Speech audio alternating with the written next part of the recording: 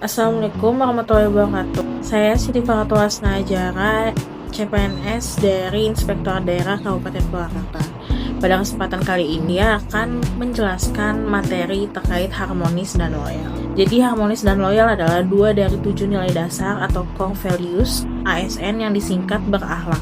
Nilai-nilai ini menjadi landasan moral dan etika bagi setiap ASN dalam menjalankan tugasnya sebagai abdi negara dan abdi masyarakat. Jadi yang pertama yaitu harmonis atau saling peduli dan menghargai perbedaan. Harmonis ini dimaknai sebagai upaya untuk saling peduli dan menghargai setiap perbedaan yang ada. Konsep ini mengakui bahwa Indonesia dibangun di atas keragaman, baik suku, agama, budaya, gender, latar belakang pendidikan, hingga perbedaan pendapat di kantor. Keberagaman tersebut harus disikapi secara positif, di mana ASN berperan sebagai perekat dan pemersatu bangsa, di mana kita harus memastikan perbedaan tidak menjadi sumber konflik, melainkan sumber kekuatan. Lalu apa sih pentingnya lingkungan kerja yang harmonis? Suasana harmonis itu sangat penting karena yang pertama menciptakan ketenangan. Setiap individu akan merasa nyaman, aman, dan diterima, mengurangi stres dan konflik. Yang kedua adalah mendorong kolaborasi, kondisi yang memungkinkan setiap orang untuk saling berkolaborasi dan bekerja sama tanpa hambatan psikologis. Dan yang ketiga, lingkungan akan kondusif secara langsung meningkatkan produktivitas kerja dan kualitas layanan publik yang diberikan. Terdapat 3 kode etik harmonis. Jadi yang pertama adalah ASN wajib menghargai setiap orang, yaitu sikap menghormati individu lain apapun latar belakangnya.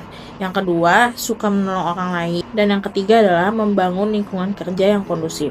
Lalu apa peran kunci ASN dalam harmonisasi? Sebagai ASN, posisi kita harus netral dan adil. Ini berarti kita harus mampu bersikap netral dan adil, di mana kita tidak memihak salah satu kelompok atau golongan politik atau jabatan yang ada. Dan yang kedua adalah mengayomi kelompok minoritas. Lalu materi yang kedua yaitu loyal. Loyalitas ini adalah nilai yang dimaknai sebagai kesetiaan yang tulus dan lahir dari kesadaran tanpa adanya paksaan. Bagi seorang ASN, loyalitas tertinggi adalah kepada ideologi Pancasila, Undang-Undang Dasar 1945, Negara Kesatuan Republik Indonesia, dan pemerintahan yang sah. Loyalitas ASN diukur dari komitmennya untuk berdedikasi dan mengutamakan kepentingan publik. Hal ini dicerminkan melalui beberapa kata kunci yang sering disingkat dengan kode KONASAP.